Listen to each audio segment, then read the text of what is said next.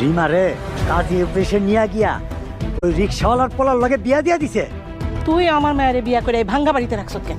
কথা হুশ করে রাখো। তোমাকে মোরল বাড়ির চাইতেও আমাকে এই ভাঙ্গা ঘরে অনেক শান্তি। রিমার বিয়াতে তো আমার কোনো হাত নাই। আমাকে পরবর্তী মিশন হইব মোরল করে রাস্তায় নামা।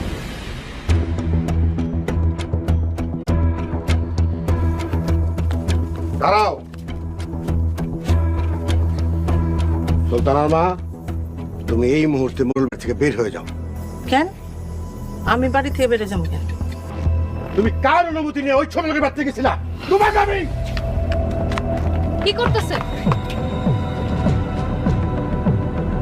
আব্বা কি করতেছেন? মানুষে দেখলে কি কইব?